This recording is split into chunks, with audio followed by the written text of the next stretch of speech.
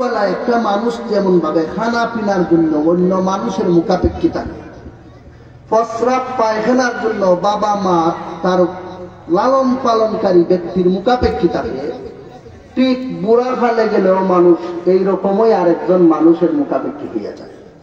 তার পায়খানা প্রস্রাব পরিষ্কার করণ লাগে আরেকজনে, দইরে আরেকজনের গড় থেকে বাইর করা লাগে।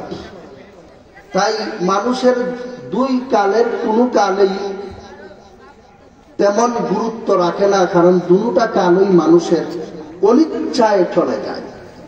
ছোটবেলায়ও মানুষ ইচ্ছা শক্তি পুরাপুরি তার মধ্যে আসে না, বিদায় অনেক কাজ তার হইয়া যায় ভুল। বুড়া কালে থাকে না, এই জন্য হইয়া যায় ভুল।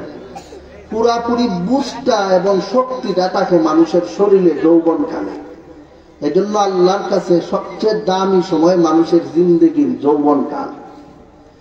হাদিস শরীফের মধ্যে আছে, আল্লাহর রাসূল বলেন, কোন মানুষ যদি যৌবন কালে খোদার বন্দেগী করে, এরপরে লোকটা বুড়া হইয়া যায়, আর বার্ধক্যের কারণে যৌবন কালে যেভাবে বন্দী করত সেইভাবে করতে পারে না। যেমন জোয়ান খালে লোকটার মুখে দাঁত ছিল, মিসওয়াক করে নামাজ পড়তো, কিন্তু বুড়া খালো দাঁত হই নাই, মিসওয়াক করার জায়গা হই নাই।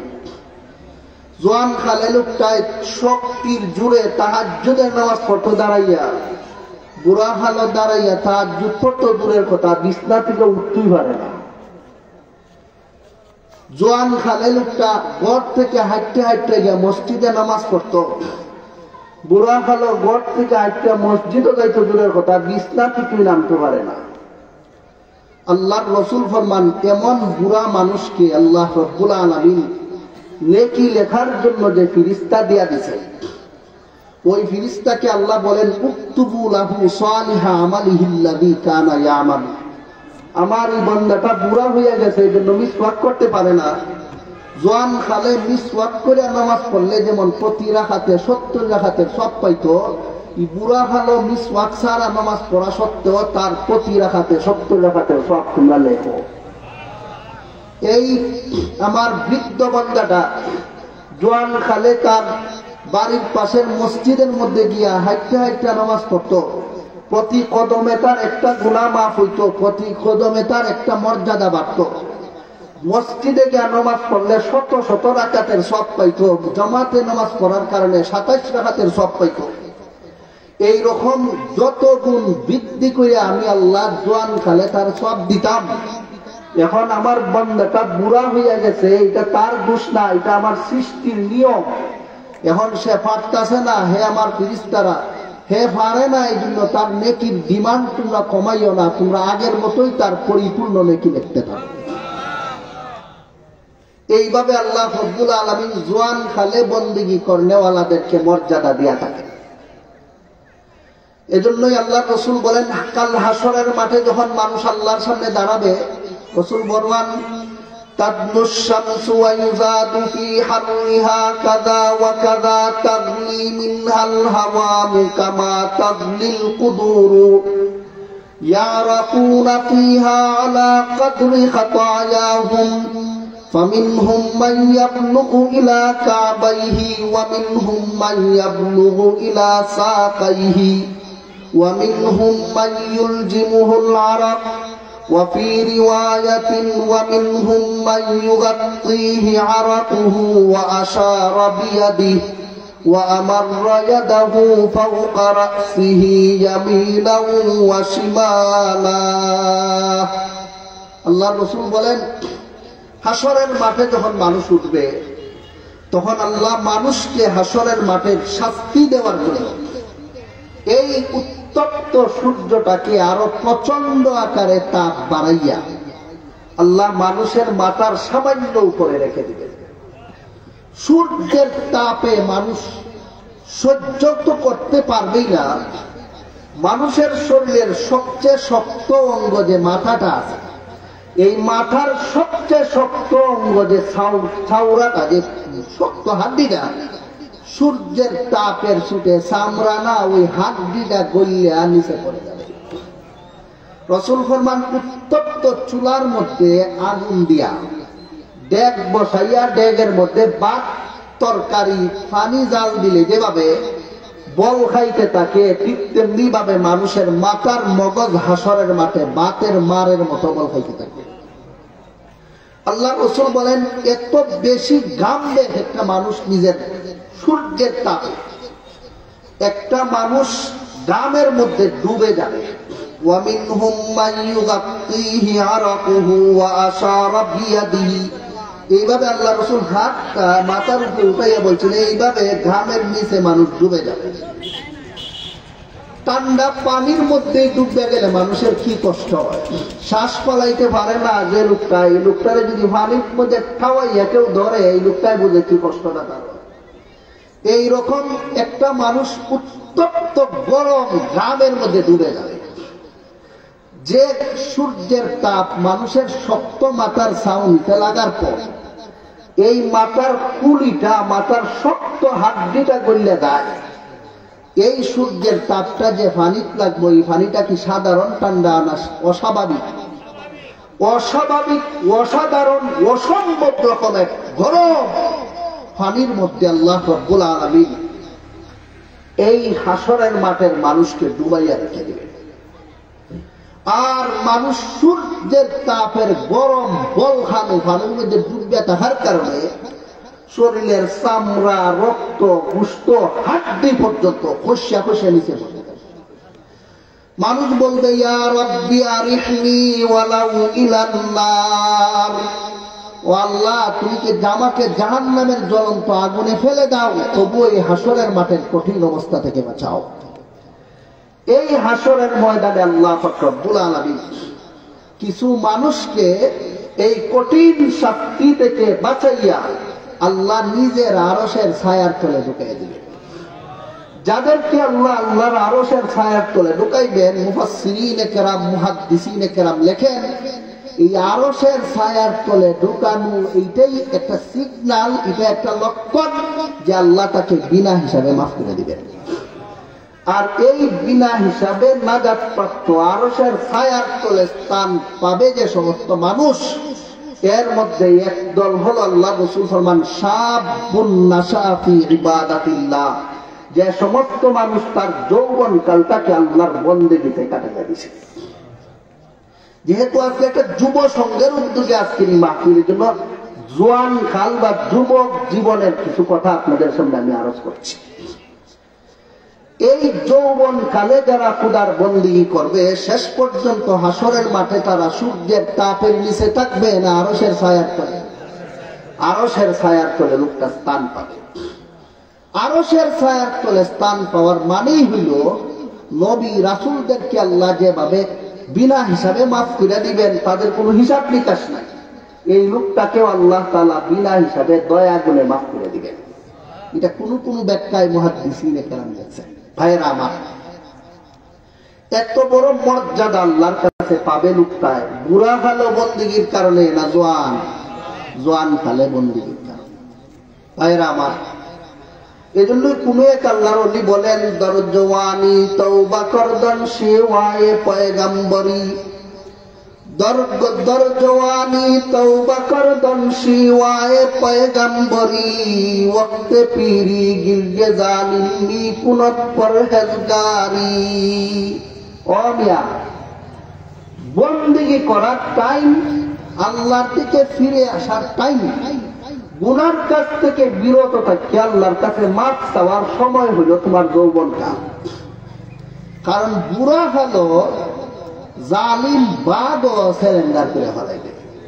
যে বাঘের জ্বালায় জঙ্গলে কোনো বকরি থাকতে পারত না, যে বাঘের জ্বালায় জঙ্গলে কোনো গরু ঢুকতে পারত না, যে বাঘের জ্বালায় কোনো খরগোশ, কোনো হরিণ জঙ্গলে সুন্দরভাবে শান্তিতে থাকতে পারত না, ওই হিংস্র বাঘটাও যখন বুড়া হইয়া যায়, হরিণ দেখতেও ধরে না, ফরেস্ট গাড়ি দেখায় যে আমি কোনো প্রাণীর উপর জুলুম করি না, আসলে করে না তা না, আসলে তার শরীরে দেয় না। এই কারণে আমরাও জোয়ান কালে যদি গুনাহ থেকে বাঁচতে পারি, জোয়ান কালটা যদি আমরা আল্লাহর বন্দেগীতে কাটাইতে পারি, এটা হলো আসল কাম।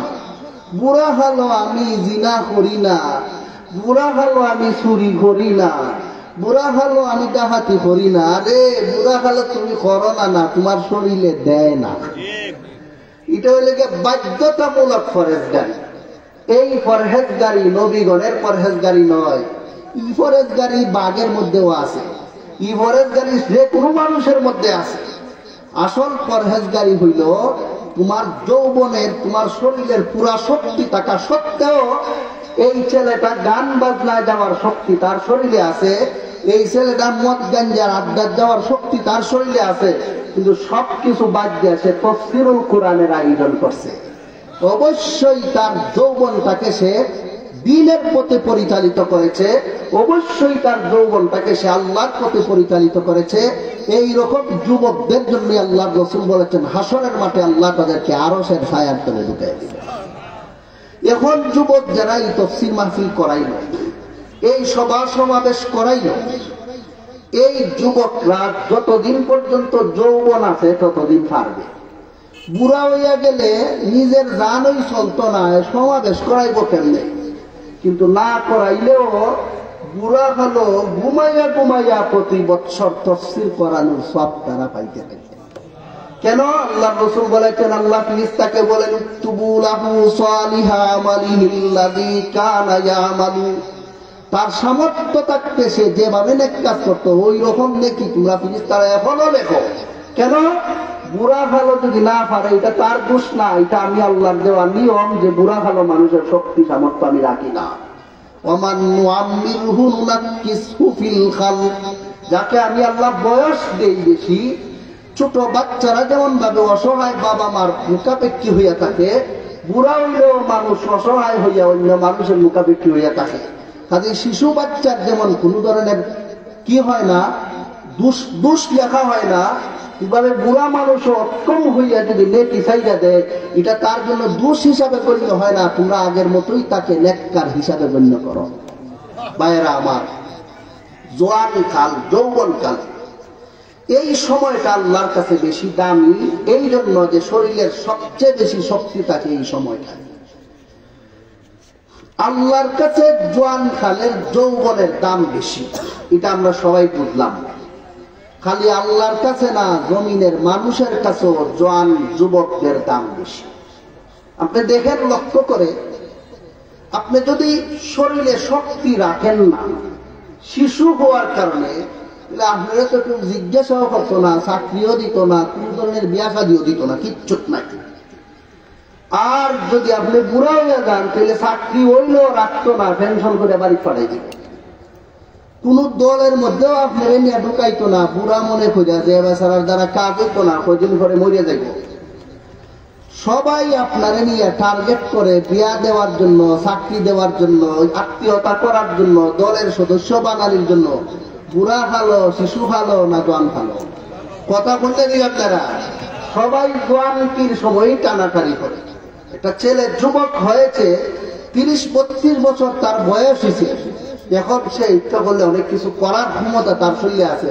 এখন বিএনপি টানে তার দল, আওয়ামী লীগে টানে তার দল, জামাতে টানে তার দল, অমুক দলে টানে অমুক দল, অমুক দলে টানে অমুক দল, খেলোয়াড়রা টানে তারে খেলার মধ্যে। চাকরির জন্য আবেদন করলে এই চাকরিও তার হইয়া যায়, সবই হয়। কিন্তু যে সময় বুড়া হইয়া যায় সে খেলার ডাক্কা নেয়নি, কেউ নেয়নি যে বুড়া বেড়ার টাইম আমার মেয়েটা বিয়া দিয়া দিবি না, বুড়া হইলে বাদ দেয়। সব মানুষের কাছেও জোয়ান কালটার মূল্য সবচেয়ে বেশি। তা আপনার কাছে যেভাবে বিভিন্ন বিবেচনায় জোয়ান কি সময়টা, যুবক সময়টা, যৌবন কালটা দামি, এই জন্য আল্লাহর কাছেও বিভিন্ন কারণে যৌবন কালটা দামি। যৌবনে যদি কোনো মানুষ সঠিকভাবে তার যৌবনটা হেফাজত করে চলতে পারে তাইলে বুড়া বয়সে দুনিয়াতেও সে অনেক পুরস্কার পায়, পরকালেও আল্লাহর কাছে সে অনেকগুলি পুরস্কার পায়। দুনিয়াতে কি কি পুরস্কার পায়? একটা মানুষের জোয়ান কালে তার যৌবন হেফাজত করবে। বান্যা সঙ্গের একজন হাবিজ সাহেব ছিলেন, মৌলানা আব্দুল কুদ্দুস সাহেব হাবিজ সাহেব, ফুল মিয়া হাবিজ সাহেব কইতে মাইছে, জানেন নি আপনারা? চিনই না অনেকে ওনারে। উনি বুড়া খানো বিয়া করতা, যেদিকে যাইতা এদিকে খালি বিয়া আর বিয়া, জানেন নি আপনারা? এটা মানুষও কয় আপনি বুড়া বয়স যে আপনি কিতা শুরু করলাম, বেড়া আমার শরীর যে শক্তি আল্লাহ দিছে, আমি বিয়া শাদী কইলে এখন আমি যুবকের মতোই আমার বিবির হক আদায় করতাম পারি। আপনার এই শক্তিটা পাইলা কেমনে বা কিতা তসবি তালির বেশি বড়ি জন্য না, আমি আমার জোয়ান কালে এক বিন্দু পরিমাণ নষ্ট করছি না জোয়ান কি, এই কারণে এর ফলাফল আমি বুড়া হাল পর্যন্ত ভোগ করতাম। ভাইয়েরা আমার, যৌবন কালের যৌবন যদি কোনো মানুষ হেফাজত করে বৃদ্ধকাল পর্যন্ত আল্লাহ তাকে যৌন শক্তির রহমত দান করতে পারে। আর এইখানে যদি কেউ নিজের নষ্ট করে ফেলে দেয়, বুড়াও লাগে না, এর আগেই নিজের স্ত্রীর কাছে বেইজ্জত হইয়া গড়ে দিতে হবে। এই জন্য এইটাও আমি ফাঁকে বলে দিলাম, আজকে আমাদের যুব সমাজ নিজের যৌবনের হেফাজতে নাই। হাদিস শরীফের মধ্যে আল্লাহ রসুল বলেছেন, কাল হাসরের মাঠে আল্লাহ আরশের ছায়ার তলে খালি যুবকদেরকে জোয়ান কি সময়টা বন্দিগির কাটানোর কারণে আরশের ছায়ার তলে স্থান দিবেন তা না, যে সমস্ত মানুষের যৌন শক্তি পুরা শরীরের মধ্যে আছে, একজন যুবতী নারী তাকে ডাকতেছে জাতু মানসাবিন ওয়া জামালিন, বংশমর্যাদাও আছে মেয়েটার শরীরের সৌন্দর্য অতুলনীয়, একটা ছেলেরে ডাকতেছে তুমি আমার সাথে কুকর্ম করার জন্য আসো। কিন্তু যুবক যদি তার যৌবনকে হেফাজত করে ফেলে, সে যদি ওই বদমাশি কাজের মধ্যে নিজেকে জড়াইয়া না ফেলে, আল্লাহর রাসূল ফরমান শুধুমাত্র নিজের যৌন শক্তিকে, আল্লাহর নিয়ামতটাকে সঠিক পন্থায় হেফাজত করার কারণে আল্লাহ তাকেও আরশের ছায়ার তলে ঢুকিয়ে দিবেন। ভাইয়েরা আমার, যৌবন কাল সংক্রান্ত আরো অনেক কথাই আছে। যেহেতু সর্বস্তরের মানুষ আমরা এখানে বসেছি, এজন্য কথা অন্য বিষয়ে বলতে হবে যেন সর্বস্তরের মানুষের লাভ হয়। একটা কথা বলি যে হুজুর, আমরা যারা বুড়া হইয়া গেলাম, পারলাম না যৌবনটারে হেফাজত করতাম, এখন তো রে বাবা মরবার ঘাটও আইছি, পিছনের জিন্দিগিতে যারা ভুল ত্রুটি হয়েছে এটার জন্য কোনো কি পরিশুদ্ধির বা কোনো ক্ষতিপূরণের ব্যবস্থা নাই? হ্যাঁ, অবশ্যই আছে। আল্লাহ পাক রব্বুল আলামিন বলেন, ইন্নামাত তাওবাতু আলাল্লাহি লিল্লাযীনা ইয়ামালুনাস সুআ বিজাহালাতিন সুম্মা ইয়াতুবুনা মিন কারীবিন ফাউলাইকা ইয়াতুবুল্লাহু আলাইহিম ওয়া কানাল্লাহু আলীমান হাকীমা।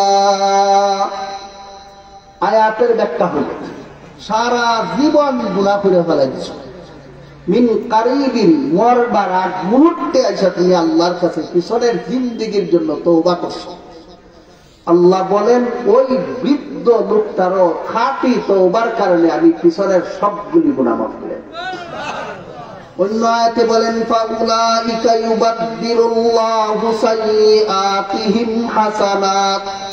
সঠিক পন্থায় যদি তারা তওবা করতে পারে, মরণের 1 সেকেন্ড আগে তওবা করলেও, সাকরাত শুরু হওয়ার আগ মুহূর্তে তওবা করলেও তার পিছনের সবগুলি গুনাহ শুধু মাফ করব না, সমস্ত গুনাহকে আমি আল্লাহ নেকির দ্বারা পরিবর্তন করে দেব। কাজে আমরা যারা মুরব্বী হয়ে গেছি, বুড়া হয়ে গেছি, মনে করি না যেন আমার দরজা বন্ধ, আমারও দরজা খোলা আছে। যারা এইভাবে খাঁটি তওবা করে ফেলবে, এরাও আল্লাহর আরশের ছায়ার তলে স্থান পাবে। এটা কোরআনের আয়াতে আল্লাহ নিজে বলে দিয়েছে। আল্লাহ বলেন, আসা রাব্বুকুম আন ইউকাফিরা আনকুম সাইয়্যাতিকুম ওয়া ইউদখিলাকুম জান্নাতিন তাজরি মিন তাহতিহাল আনহারু ইয়াওমা লা ইউখজিল্লাহুন নাবিয়্যা ওয়াল্লাযীনা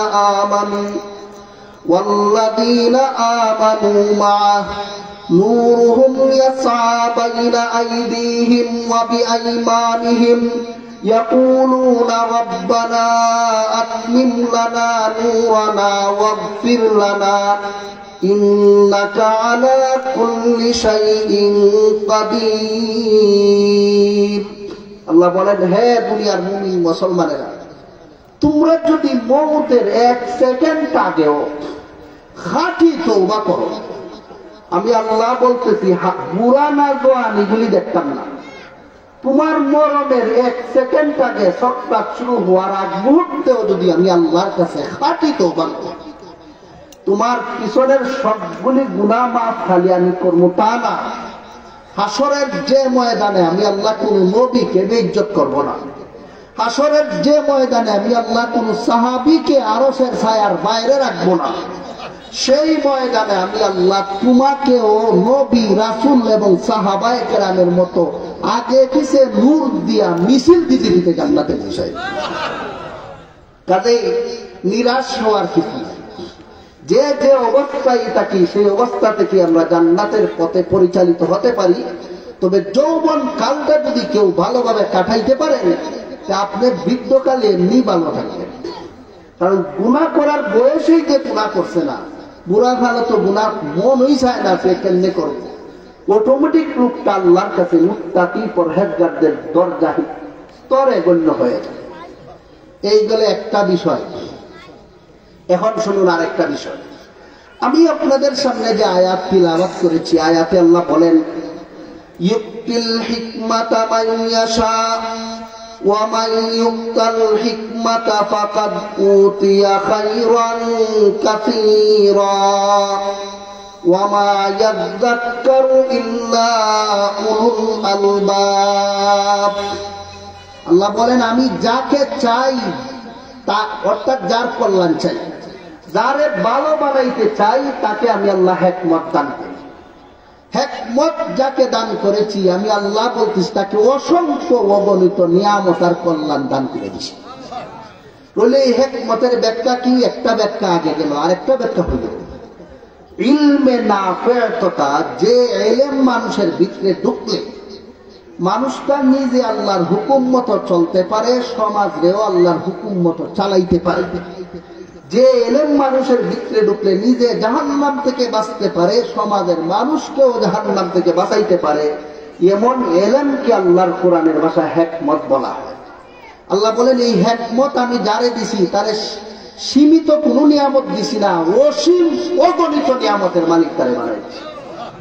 কিন্তু এই ইলমওয়ালা লোকটা যে এত বড় নিয়ামত পাইছে এটা সবাই বুঝবে না। ওয়া মা ইয়াযাক্কারু ইল্লা উলুল আলবাব। আমার বান্দাদের থেকে, মানুষদের মধ্যে থেকে একেবারে খালিস বুদ্ধি যার মধ্যে আছে, নির্ভেজাল জ্ঞানী যারা, কেবল তারাই বুঝতে পারবে যে আলেম যে হইছে সে যে অনেক বড় কল্যাণ লাভ করে।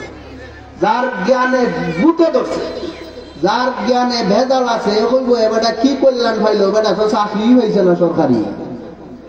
যার জ্ঞানের মধ্যে শয়তানি মিশ্রিত আছে, যার প্রকৃত জ্ঞান নাই, সে আলিমের এলেম দেখিয়া উনি যে বড় কিছু পাইছে এটা ভাবতেই পারবে না। সে মনে করবো কওমি মাদ্রাসা করে তার লাভটা হয়েছে কি, সে তো একটা সরকারি চাকরি পাইল না, এ তো কোনো বড় পদেই বইতে পারলো না, ওসি হইতে পারলো না, পুলিশ হইতে পারলো না, আর্মি হইতে পারলো না, জজ ব্যারিস্টার হইতে পারলো না, কি কল্যাণ পাইলো? আল্লাহ বলেন যারা চোখে খালি দুনিয়া দেখে, দুনিয়ার দানদানদের কাছে এই জিনিস স্পষ্ট না যে আলেমরারে যে আল্লাহ বহুত বড় নিয়ামত দান করে দিচ্ছেন, আলেমদেরকে যে আল্লাহ অনেক বড় নিয়ামত দিচ্ছেন, এটা কেবল বুঝতে পারবে খালিস বুদ্ধিমান, নির্ভেজাল বুদ্ধিমান যারা, তারা যাদের জ্ঞান পরিমায় শয়তানে ফেসাব করে দিছে, এরা আলেমদের মর্যাদা বুঝতে পারে না। মুহতারাম হাজিরিন, আপনারা দেখবেন আলেম হওয়ার পরে যদি কেউ চাকরি টাকরি না করে, অনেকেই হয় মোল্লা হইয়া লাভটা হইল কি, একটা চাকরি পাইলে না, হুজুর হইয়া তোমার লাভটা হইল কি, কিচ্ছু হইতে পারলা না। আসলে সে তো বুঝে না যে হুজুরের ভিতরে যে কি লুকাইয়া রয়েছে। আমরা দেশও বলে একবার আইসেন কবিরাজ, কবিরাজ তো চিরন যারা মানুষের ওই গাছ পাতালে তাই ওষুধ দেয়, এইরকম একজন বনিজি ডাক্তার কবিরাজ আসছিল আমরা দেশ, যারা দেশ কবিরাজ আইছে আমরা দেশ এক সময় আইয়া এই শ্রীমঙ্গল থেকে এইদিকে যে সময় রওনা দিছে, বেড়ায় পেশাব করার জায়গা পায় না, কয় কেরে যেদিকে চাই এদিকে খালি ওষুধের গাছ দেখি। আমরা দেশের মানুষ এই জায়গার উপর 24 ঘন্টা পেশাব করে, পায়খানা করে, ই বেড়ায় এই জায়গার মধ্যে পেশাব করার জায়গা পায় না, কেরে আমরার চৌকে যেটা ধরে না তার চৌকে এটা ধরে। কথা বুঝতে পারিনি? আমরার কাছে মনে হয় এটা একটা টুনিমান কুলির পাতা, আমরার কাছে মনে হয় এটা একটা দুপরা গাছ, কিন্তু তার কাছে এটা একটা মহৌষধ। এই জন্য সে এখানে পেশাব করতে পারে না, তার এটার মূল্য বুঝে লাগছে। ঠিক তেমনি ভাবে বালক জ্ঞানী না হইলে, প্রকৃত মেধা না হইলে, খালিস বুদ্ধিমান না হইলে আলিম কি জিনিস এটা বুঝতে পারে না। পাবলিকরে যেভাবে চালাইয়া দেয় আলিমের সাথে এইভাবেই ব্যবহার করে দেয়। আর যদি বাস্তব বুদ্ধি থাকে, ওই লোকটা যেমন ভাবে পেশাব করার জায়গা পায় না, ওষুধের কারণে বাস্তব বুদ্ধিমান লোকরাও আলেমদের উপর কথা বলতে পারে না, তার বাস্তব জ্ঞান থাকার কারণে। আলেমদের বেদবি করতে পারে না, কিন্তু আমরা খালিস বুদ্ধির অভাব। যারা মনে করে জ্ঞানের সফলতা খালি একটা চাকরির মধ্যে ওই, যারা মনে করে জ্ঞান বুদ্ধির সফলতা শুধুমাত্র দুনিয়ার মোটা অঙ্কের টাকা জমা করার মধ্যে ওই, এরকম দুনিয়ার অন্ধ এক চোখা মানুষ যারা খালি দুনিয়া দেখে, এরা আলিমের মর্যাদা বুঝে না। আলিমের মর্যাদা বুঝতে পারবে। আল্লাহ বলেন ওয়ামা ইয়াতাক্কারু ইল্লা উলুল আলবাব। খালিস জ্ঞান, নির্বেজাল বুদ্ধির নামক নিয়ামত আল্লাহ যাদেরকে দিয়েছেন, কেবল এই সমস্ত লোকরাই হক্কানি আলিম ওলামাদের মর্যাদা বুঝতে পারে। এই জন্যই দেখবেন আপনারা অনেক মানুষ আছে আলিমকে দেখে যথেষ্ট মর্যাদা দেয়, আর অনেক কাছে জ্ঞান কেয়ার করে বুঝে না, মানে দাম দিতে চায় না। বুঝা লাইবেন যে দাম দিতে চায় না আস্তে একটা পাগল, এর ভিতরে খালি জ্ঞান বলতে কিচ্ছু নাই। আর যে আলেম দেখলে শ্রদ্ধা পরে কাছে কিনারে এসে মর্যাদায় লুটিয়ায় পরে, বুঝতে হবে আল্লাহ তার ভিতরে সুস্থ জ্ঞান দান করেছেন। ভাইয়েরা আমার, আলেমদের যে এত মর্যাদা আল্লাহ কোরআনে বলে দিলেন, যাদের ভিতরে আল্লাহ বাস্তব এলেম দিচ্ছেন, এক লোকটার আল্লাহ অনেক কল্যাণ দান করে দিচ্ছেন। কেমনে তারে এতগুলি কল্যাণ দান করলেন, এটা কোরআনের আয়াত থেকে আপনারা সব বুঝবেন না। যদি কিছু হাদিস বুঝেন তাহলে আপনারা খুব ভালো করে বুঝতে পারবেন যে আলিম দিয়ে আল্লাহ কিভাবে এত বড় নিয়ামত দিচ্ছেন। একটু মনোযোগ দিয়ে শুনুন। হাদিস শরীফের মধ্যে আছে আন আব্দুল্লাহ ইবনে আমর ওয়া ফি রিওয়ায়াতিন আন আবি হুরায়রা রাদিয়াল্লাহু তাআলা আনহু ক্বালা ক্বালা রাসূলুল্লাহ সাল্লাল্লাহু আলাইহি ওয়াসাল্লাম ইন্নাল্লাহা লা ইয়াকবিযুল ইলমা ইনতিজাআন ইয়ানতাজিউহু মিনাল ইবাদ ওয়ালাকিন ইয়াকবিযুল ইলমা বিকবযিল উলামা حتى إذا لم يبق عالم اتخذ الناس رؤوسا جهالا فسئلوا فأفتوا بغير علم فضلوا وأضلوا। সহিহ বুখারী শরীফের হাদিসে আছে, আল্লাহ রাসূল বলেন, মানুষ জাহান্নামে যাবে গুমরা হইলে, পথভ্রষ্ট। সঠিক পথে না চললে মানুষ জাহান্নামে যাবে, এটা হলো কথা। মানুষ সঠিক পথ হারাবে কখন? আল্লাহর রাসূল ফরমান, যে যুগে হক্কানি আলিম থাকবেন না, সেই যুগে আলেম শূন্যতার কারণে মানুষ শেষ পর্যন্ত পথভ্রষ্ট হয়ে যাবে। আর পথভ্রষ্ট হইলে মানুষ শেষ পর্যন্ত জান্নাতে না জাহান্নামে? জাহান্নামে যাবে। পথভ্রষ্ট হওয়ার থেকে মানুষকে বাঁচানো, জাহান্নাম থেকে বাঁচানোর মুক্তির দূত একমাত্র হক্কানি উলামায়ে কেরাম। আলেম উলামা যদি না থাকেন, মানুষ জান্নাতের পথে পরিচালিত হতে পারবে না। এটা যদি না বুঝেন তো আরেকটা হাদিস শুনুন।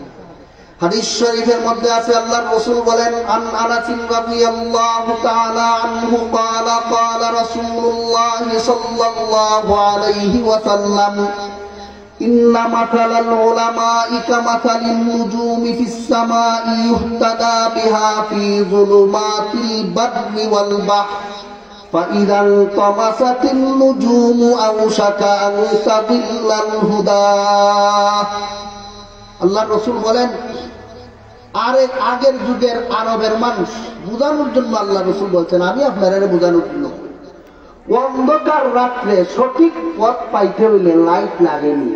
কথা বললেন আপনারা, যে লোকের লাইট নাই, খুব বেশি অন্ধকার, পথও দেখে না, যে কোনো সময় খালও পড়বো, যে কোনো সময় খেতও পড়বো, যে কোনো সময় গাঙ্গ পড়বো, পড়লে বাড়ি পর্যন্ত যাইব না ফটো হইয়া মরব? ফটো হইয়া মরব। এই লোকটারে বাড়ি পর্যন্ত পৌঁছানোর পথে সহায়কটার নাম হল লাইট। লাইট যদি না থাকে, অন্ধকার পথে যেমন পথ হারা হইয়া গাঙ্গ হইয়া মরণ, খেত হইয়া মরণ ছাড়া মানুষের পথ নাই, কিয়ামত পর্যন্ত মানুষ জান্নাত পর্যন্ত পৌঁছার লাইটের নাম হলো হক্কানি উলামায়ে কেরাম। আলেম যদি না থাকেন লোকটা জান্নাত পর্যন্ত বুঝতে পারবে না। হয়তো সাদিয়ানির দল হইয়া মরব জাহান্নামে যাইব, নাইলে কাদিয়ানির দল হইয়া জাহান্নামে যাইব, নাইলে মওদুদির দল হইয়া জাহান্নামে যাইব, নাইলে বেঈমান হইয়া জাহান্নামে যাইব। যে কোনো এক পন্থায় সে জাহান্নামে চলে যাবে শুধুমাত্র হক্কানি আলেম না থাকার কারণে। লাইট থাকলে যেমন বাড়ি পর্যন্ত চিন্তা লোকটা তার গন্তব্যস্থলে পৌঁছতে পারে অন্ধকারের ভিতরে, ঠিক তেমনি ভাবে আলেম উলামা থাকলে মানুষ অন্ধকার দুনিয়ার সমস্ত গুমরাহিকে খতম করে জান্নাত পর্যন্ত পৌঁছতে পারে। তাই দুনিয়ার সমস্ত মানুষ জান্নাতে যাওয়ার একমাত্র পথ হইল হক্কানি উলামায়ে কেরামের দিক নির্দেশনা মতো চলা। তেমন একজন মানুষ যদি হক্কানি উলামায়ে কেরামের অন্তর্ভুক্ত হইয়া যায়, এর মানে হইল সে শুধু জান্নাতি না, সে জান্নাতে নেওয়ার পথ প্রদর্শক হিসাবে গণ্য হইয়া যায়। যে কাজটার জন্য আল্লাহ নবী রাসূলদেরকে দুনিয়াতে পাঠাইতেন, এই কাজটা আল্লাহ তাআলা তার দ্বারা করাইতেছেন। এখন নবী রাসূলের কি মর্যাদা, যে বুঝে হে বুঝবো আলিমের মর্যাদা। যে নবী রাসূলদের মর্যাদার ব্যাপারে অন্ধ, সে আলেমদের মর্যাদার ব্যাপারেও থাকবে অন্ধ। কথা বুঝলেন নি আপনারা? ভাইরা আমার, আলেমকে আল্লাহ প্রভূত কল্যাণ, অনেক মর্যাদা, অনেক নিয়ামত দিয়েছেন। কেমনে? নবী রাসূলদেরকে আল্লাহ যে দায়িত্ব দিছিলেন, যে মর্যাদা দিছিলেন, নবী রাসূল দুনিয়াতে না থাকার সময়ে আল্লাহ রব্বুল আলামিন সেই দায়িত্বটা দিয়েছেন হক্কানি উলামায়ে কেরামকে। নবীর যুগে নবীর কথায় চললে মানুষ যেখানে পৌঁছতো, নবী যে যুগে নাই সে যুগে হক্কানি উলামায়ে কেরামের কথায় চললে মানুষ সেখানে পৌঁছে যায়। এটা হলো আলিমদের মর্যাদা। বুঝবে তারা নবীর মর্যাদার জ্ঞান আছে, মর্যাদা বুঝে যারা, যারা নবীদের মর্যাদা বুঝে না তারা আলেমদের মর্যাদাও বুঝে না। ভাইরা আমার, ভালো রকম বুঝুন। এখন পর্যন্ত যে সমস্ত মানুষে হক্কানি উলামায়ে কেরামের বিরোধিতা করে, আলেম দেখলে যাদের গায়ে চুলকানি শুরু হইয়া যায়, আলেম দেখলে যাদের শরীরে জ্বলা শুরু হইয়া যায়, আলেম দেখলে যারা কাঠমুল্লা ইত্যাদি হইয়া গালিগালাজ করতে আনন্দ বোধ করে, আমি কসম খায়া বলতে পারি যদি এরা কোন নবীর যুগে থাকতো, যদি আমাদের নবীর যুগে থাকতো, তারা আমাদের নবীরেও কাঠমুল্লা হইয়া গালিগালাজ করতো। ভালো রকম স্মরণ রাখুন, এই যুগে আলিমদের বিদ্বেষী যারা নবীর যুগে থাকলে তারা নবীর বিদ্বেষী হইয়া থাকতো। এরাই নবীর যুগে নবীর বিদ্বেষীরা যেমন জাহান্নামী, যে যুগে নবী নাই সেই যুগে হক্কানি উলামায়ে কেরামের বিদ্বেষী যারা তারাও জাহান্নামী। এই জাহান্নাম থেকে বাঁচানোর জন্য আল্লাহ যুগে যুগে নবী রাসূল পাঠাইছেন, এই দায়িত্বটা দিয়েছেন হক্কানি উলামায়ে কেরামকে। নবীর দায়িত্ব পাওয়া এটা সাধারণ কল্যাণ না, এটা অনেক বড় কল্যাণ। এজন্য আল্লাহ বলেন ওয়া মান ইউতাল হিকমাতা ফাকাদ উতিয়া খায়রান কাসীরা। যাকে আমি আল্লাহ হক্কানি আলেম বানিয়ে দিলাম, যার ভিতরে ইলমের নাফে দান করে দিলাম, আমি আল্লাহ বলতেছি তার ছোটখাটো নিয়ামত দিছি না, অনেক বেশি নিয়ামতের মালিক তাকে বানিয়েছি। 2 জন মাস্টার, 3 জন মাস্টার, 1000 ব্যারিস্টার দুনিয়াত না থাকলে মানুষ গুমরাহ হবে না। পাইলটরা দুনিয়াত না থাকলে মানুষ জাহান্নামে যাবে না, মানুষের চিরস্থায়ী জগৎ ধ্বংস হবে না। কিন্তু হক্কানি উলামায়ে কেরাম না থাকলে মানুষ কবর জগৎ থেকেই খোদার গজবের শিকার হয়ে যাবে। তাহলে একদল মানুষ না থাকলে মানুষের আখিরাতের কোনো ক্ষতি হয় না, আর আরেকদল মানুষ না থাকলে আখিরাত মানুষের মাগফিরাতে কোনো উপায় থাকে না। এই দুইটা বিষয়ের ব্যবধান যারা বুঝে, এরা আলিম আর ব্যারিস্টারের মর্যাদার বেশ কম বুঝে, এরা আলিম আর মাস্টারের মর্যাদার বেশ কম বুঝে, এরা আলিম আর পাইলটের মর্যাদার বেশ কম বুঝে, এরা আলিম আর ডাক্তারের মর্যাদার বেশ কম বুঝে। এতগুলি বিষয় যার জেহেনে আছে হে আলিমের মর্যাদা বুঝবো, যার জেহেনে এই কথাগুলি নাই হে আলিমের মর্যাদা বুঝতো না। এজন্য আল্লাহ বলেন ওয়া মা ইয়াযাক্কারু ইল্লা উলুল আলবাব। হক্কানি উলামায়ে কেরামকে যে আমি আল্লাহ কত মর্যাদা দিছি, এটা প্রকৃত জ্ঞানী ছাড়া কোনো মানুষ বুঝতেই পারে না। কথা বুঝতে পারছেন আপনারা? ভাইরা আমার, আলিমদেরকে আল্লাহ রব্বুল আলামিন কেন এত মর্যাদা দিলেন? আরো শুরু পবিত্র কোরআনের আরেক আয়াতে আল্লাহ রব্বুল আলামিন বলেন ওয়া তিলকাল আমসালু নাদরিবুহা লিন-নাসি ওয়া মা ইয়াকিলুহা ইল্লাল আলিমুন। পারা কোরআন আমি আল্লাহ নাজিল করছি। এটাতে অনেক উদাহরণ, অনেক ঘটনা, অনেক কিচ্ছা আমি আল্লাহ বলে দিছি। লিন্নাস, সমস্ত মানুষ এটা বুঝত, বুঝে বুঝে আমি আল্লাহর বন্দেগী করত, আমি আল্লাহর হুকুম মতো জীবনযাপন করত।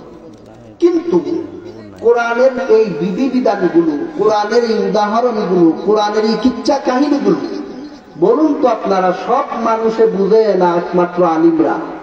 কথা বলেন না দেখি সবাই? একমাত্র হক্কানি উলামায়ে কেরামি বুঝতে পারে যে আল্লাহ কোন আয়াতে, কোন ঘটনায়, কোন উদাহরণে কি বুঝাইতেছে।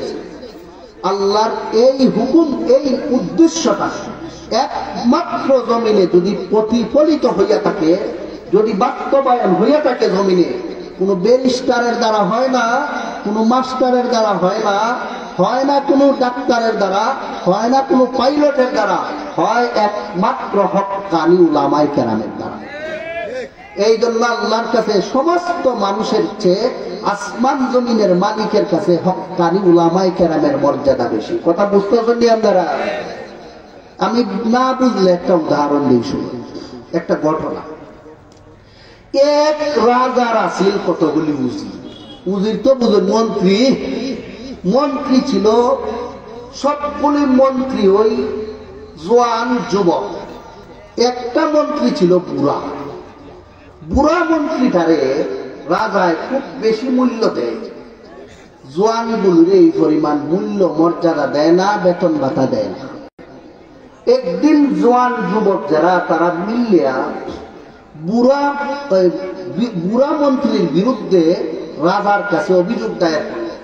এই লোকটায় কোনো কাজ করতে পারে না, এই লোকটা বুড়া, এই লোকটার অত বুঝ জ্ঞানও নাই, এই লোকটারে আপনি এত সম্মান দেই, আর আমরা সারাদিন গাদার মতো মেহনত করি, আপনার পিছনে খাটনি দেই, আমরারে আপনি এত মর্যাদা দেন না।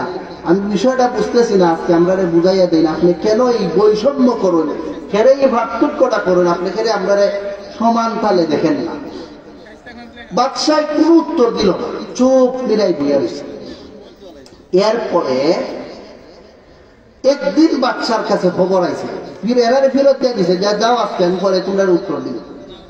বহুদিন, কয়েকদিন পরে বা কয়েক মাস পরে বাদশার কাছে খবর আসছে যে বাদশার বাড়ি তো 2-3টা আছে, এর মধ্যে একটা বাড়ি একটা কুত্তিয়ে বাচ্চা দিছে। তো বাদশাহ খবর জানার জন্য জোয়ান যুবক যে মন্ত্রীরা আছে এরা সকলকে পাঠাইছে যে আমার অমুক বাড়ি পাহারাদারির জন্য যে কুত্তি রাখছিলাম, এই কুত্তি বলে বাচ্চা দিছে, তোমরা একটু দেখে আও তো, খবরটা একটু আমার জানা হয়ে যায়। গেছে সমস্ত জোয়ান যুবকরা, গিয়া কুত্তির সবগুলি বাচ্চা দেখেও কিয়া তারা আইছে। আইয়া হয় জাহাপনা ঠিকই আছে, আপনার ওই 2 নম্বর বাড়ি এক কুত্তি বাচ্চা দিছে। বলে ঠিক আছে, কুত্তির বাচ্চা কয়টা? তো একজনে হয় 4টা, আরেকজনে হয় 5টা, আরেকজনে হয় 6টা। কেউ কোন ঠিক ঠিকানা করতে পারে না, কয় ভালো করে বলছি না, খালি দেখেছি। বলে আচ্ছা ঠিক আছে। আচ্ছা, এর মধ্যে কুত্তা কয়টা, কুত্তি কয়টা? এটা তো দেখলাম না। কয় কোন রঙের কয়টা, খালা কয়টা, লাল কয়টা, হলুদ কয়টা? অতটা তো খেয়াল করলাম না। কয় সুস্থ কয়টা, অসুস্থ কয়টা? ওইটা তো খেয়াল করলাম না। কয় আচ্ছা ঠিক আছে, তোমরা বউ কেন? বুড়া মিয়ারে ডাকছে, বুড়া মন্ত্রীটা করে ডাকছে, আইছে। অপর আমার অমুক বাড়ি বলে একটা কুত্তিয়ে বাচ্চা দিছে, একটু খবরটা লই আমার জানাও চাই। বুড়া বেটা গিয়া, এরা বইয়া রয়েছে কেন?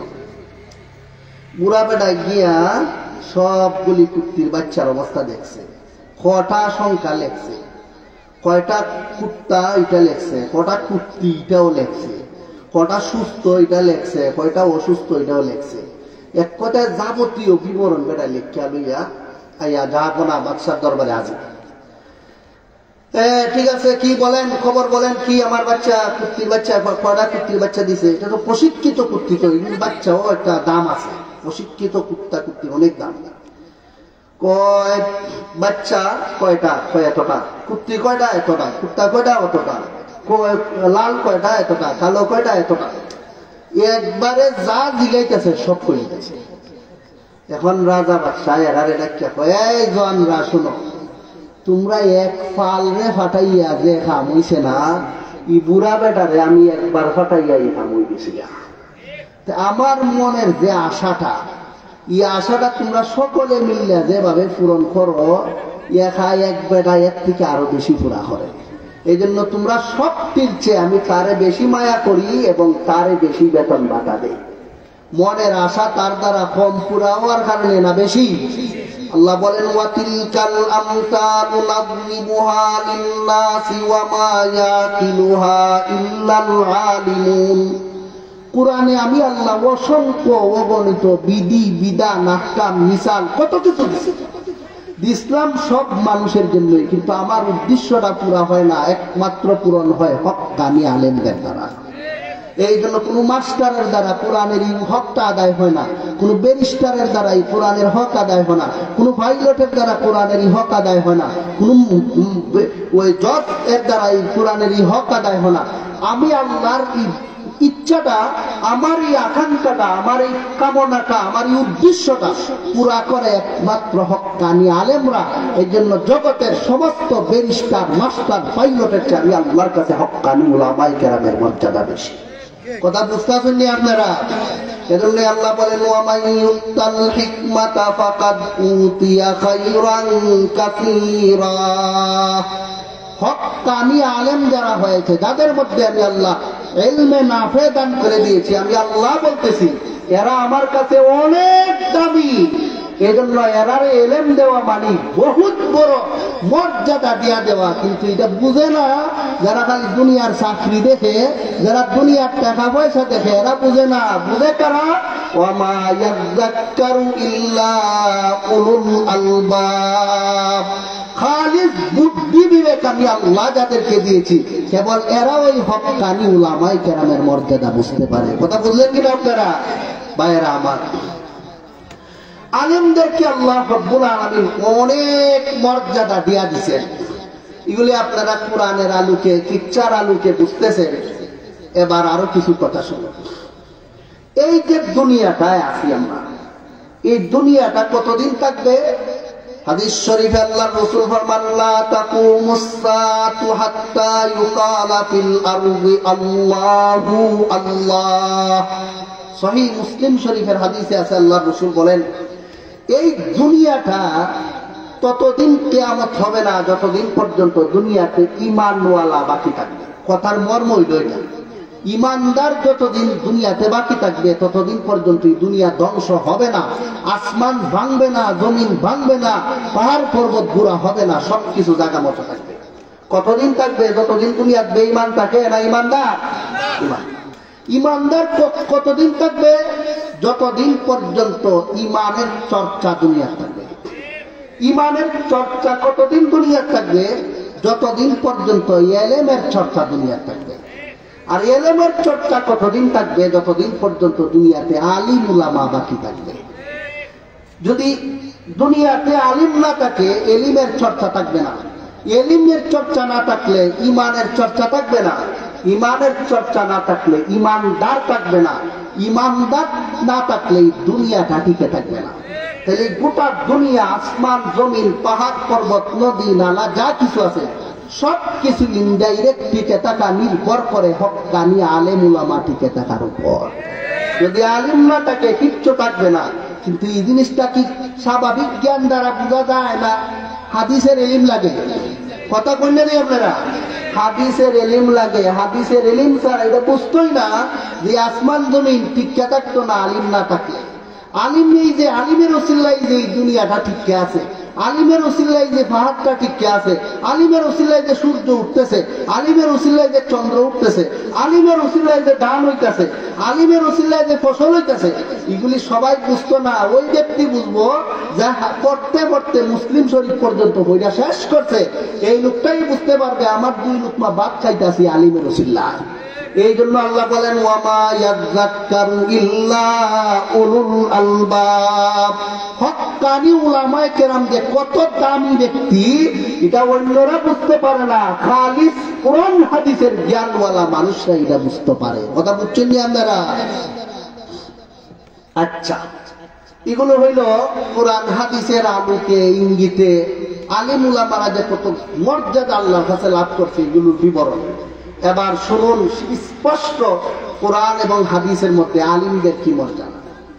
হাদিস শরীফের মধ্যে আছে আন মুআয ইবনে জাবাল রাদিয়াল্লাহু তাআলা আনহু ক্বালা ক্বালা রাসূলুল্লাহ সাল্লাল্লাহু আলাইহি ওয়াসাল্লাম تعلموا العلم فإن تعلمه لله خشية وطلبه عبادة ومذاكرته تسبيح والبحث عنه جهاد وتعليمه لمن لا يعلمه صدقة وبذله لأهله قربة لأنه معالم الحلال والحرام ومنار سبل أهل الجنة وهو الأنيس في الوحشة والصاحب في الغربة والمحدث في الخلوة والدليل على السراء والضراء والسلاح على الأعداء والذيل عند الأخلاء يرفع الله به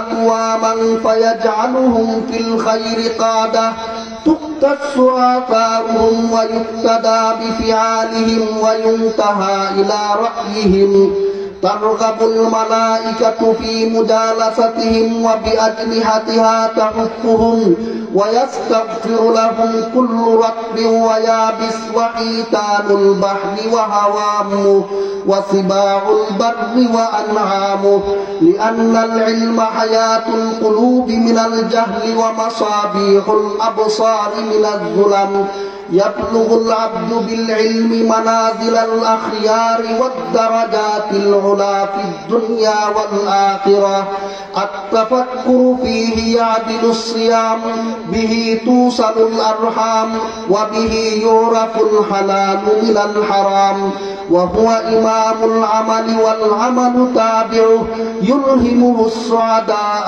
ويحرمه الأشقياء হাদিসের জামিউ বায়ানিল ইলমি ওয়া ফাদলি ওয়া মা ইয়ানবাগি ফি রিওয়ায়াতিহি ওয়া হামলি একটা কিতাব আল্লামা ইবনে আব্দুল বার রাহমাতুল্লাহি আলাইহি লিখেছেন। এখানে উনি এই লম্বা হাদিসটা উল্লেখ করেছেন। হাদিসের সনদে অনেক কথা, কিন্তু সর্বশেষ কথা হইল যত ধরনের কথাই আছে শেষ পর্যন্ত হাদিসের প্রত্যেকটা অংশের সমর্থন বিভিন্ন হাদিসে এবং কোরআনের আয়াতে আছে। রাসূল করিম সাল্লাল্লাহু আলাইহি ওয়াসাল্লাম ফরমাইলেন, ইলম যারা শিখে, যারা আলিম হয়, এদের মর্যাদা আল্লাহর কাছে কেমন হয়। আমি আপনারা সামনে হুজুর আইছেন, সব বলতে পারবো না, আমি খালি আবাস দিয়ে বিদায় নিচ্ছি। শুনে এত লম্বা হাদিস তর্জমা করলেই তো 1 ঘন্টা লাগে, এখন ব্যাখ্যা করলে তো কত সময় লাগে। কিন্তু বুঝতে পারতেছেন যে এই হাদিসে যদি এতগুলি মর্যাদা দেওয়া হয়ে থাকে, এই মর্যাদা এই হাদিসের অনুবাদ যারা করছে না এরা বুঝবো না, করছে যারা পরে কি পাবলিকে, মাস্টারে, ব্যারিস্টারে না আরে হালিমে। এজন্য আল্লাহ বলেন ওয়া মা ইয়াযাক্কারু ইল্লা উলুল আলবাব। আলেম যে কত মর্যাদা আল্লাহর কাছে লাভ করছে এটা আরেকজন হক্কানি জ্ঞানী আলেম ছাড়া কেউ বুঝে হই না। ভাইরা আমার, রাসূল করিম সাল্লাল্লাহু আলাইহি ওয়াসাল্লাম ফরমান, শুনো, তুমি লক্ষ লক্ষ টাকা আল্লাহর রাস্তায় দান কইরা যে সবটা পাও, ওয়া তালিমুহু লিমান লা ইয়ালামুহু সাদাকা। একজন আলিমে আরেকজন ছাত্ররে পড়াইয়া এর চেয়ে আরো 1000 গুণ বেশি সব পায়।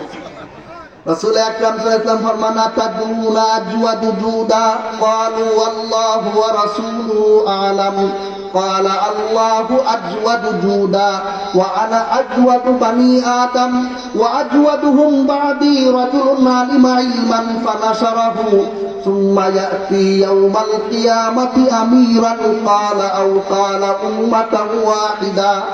আল্লাহ রাসূল ফরমান, হে আমার উম্মতেরা, তোমরা কি বলতে পারো মানুষ জাতির মধ্যে সবচেয়ে দানশীল কে? রাসূল ফরমান, আমি হইলাম সবচেয়ে দানশীল।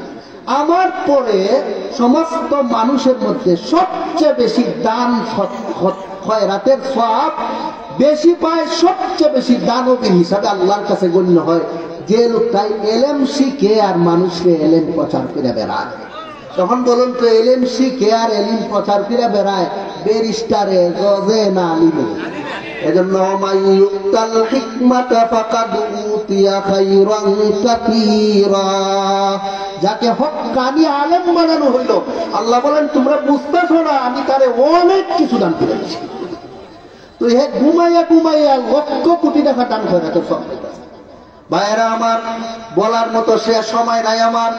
হাদিসের মধ্যে আল্লাহর রাসূল ফরমান, তারকাবুল মালাইকাতু ফি মুজালাসাতিহিম ওয়া বিআজনিহাতিহা তাহুফুহুম।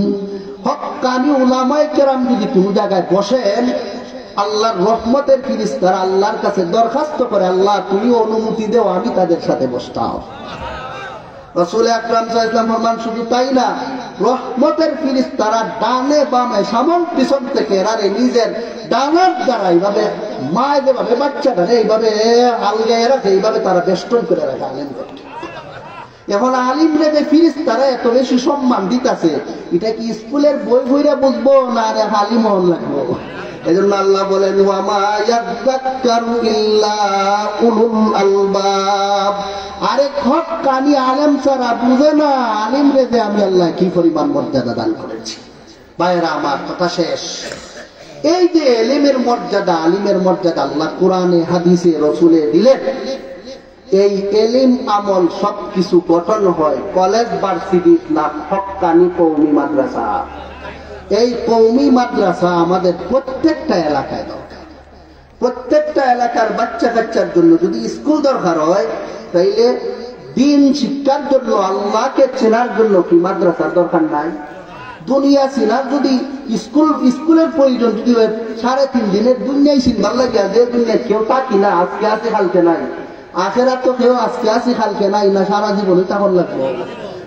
কয়েকদিনের দুনিয়ায় শিকার জন্য যদি এলাকায় এলাকায় প্রাইমারি স্কুল লাগে, চিরস্থায়ী জগতের সুখ দুঃখ বুঝার জন্য প্রত্যেকটা বাইরে বাইরে মাদ্রাসা দরকার। ভাইয়েরা আমার, এজন্য এই এলাকায়, এই পীরের গাঁও এলাকায় একটা হক্কানি কওমি দ্বীনি মাদ্রাসা হইতো না। এইরকম মনোভাব আপনারা রাখুন নি? কিতা হোক না কইতে বলে ঘরে ঘরে মাদ্রাসা, ঘরে ঘরে মোল্লা, আর ঘরে ঘরে পড়তো, এটা কইতা না হইতো। হওয়ার জন্য আপনারা সব সময় আন্তরিক সহযোগিতা করবেন।